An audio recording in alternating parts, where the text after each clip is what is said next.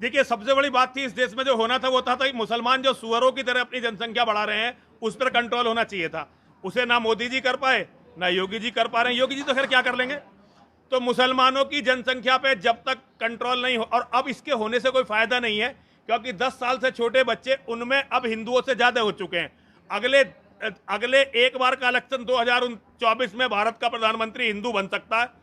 2029 में धरती की कोई ताकत अब ऐसी नहीं है जो भारत में हिंदू प्रधानमंत्री बना दे।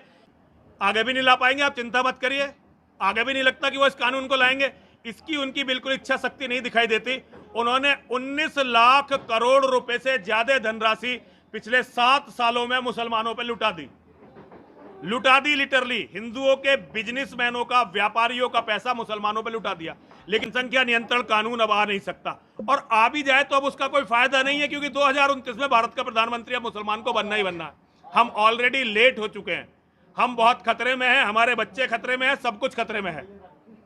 आप अरे कैसी बात कर रहे हो। भगवान का नाम लीजिए। राम मंदिर बनना चाहिए, कृष्ण जन्मभूमि पर मंदिर बनना चाहिए, काशी विश्वनाथ में जो मस्जिद है वो गंदगी हटनी चाहिए।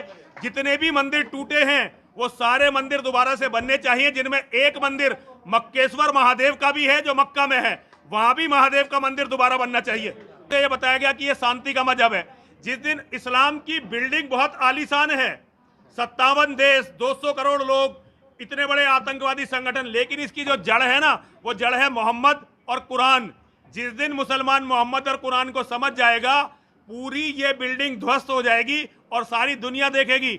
हर मुसलमान इस्लाम को छोड़ेगा और वापस सनातन में आएगा। मैं योगी जी का सम्मान करता हूं। मैं ये समझता हूं कि भारत में केवल एक नेता है जो इस्लाम के जिहाद के सामने खड़ा हुआ है। केवल योगी आदित्यनाथ जी इस्लाम के जिहाद के सामने खड़े हुए हैं। जो व्यक्ति इस्लाम के जिहाद से लड़ सकता है, वो चाहे मेरा व्यक्तिगत कितना ही दुश्मन हो, मैं सदैव उसके साथ रहूंगा। सरकार जिस दिशा में जा रही है, उससे कुछ ऐसा लगता नहीं है कि सनातन धर्म बच पाएगा। मैं एक सन्यासी हूं, स्वतंत्र सन्यासी, किसी भी चीज से बंधा हुआ नहीं हूं। सन्यासी केवल शिव से बंधने का प्रयास करता है और किसी चीज से बंधता नहीं है। एएमयू को तो बिल्कुल बम डाल के जो है खत्म करना चाहिए। एएमयू को, एएमयू में पहले भी देश का बंटवारा करवाया और आज भी एएमयू केवल और केवल वहां देशद्रोही पैदा होते हैं, वहां मानवता विरोधी पैदा होते हैं। ये तो सरकारें कमजोर हैं। अगर किसी दिन कोई मर्द दिल्ली की गद्दी पर बैठा तो सबसे पहले जो चीज खत्म होनी चाहिए वो तो होना चाहिए दारुल उलूम देवबंद, और उसके बाद दूसरी चीज जो खत्म होनी चाहिए वो होनी चाहिए अलीगढ़ मुस्लिम विश्वविद्यालय, और तीसरी चीज जामिया। ये तीनों तो पहले दिन खत्म होनी चाहिए, उसके बाद इस देश का कुछ भला हो सकेगा।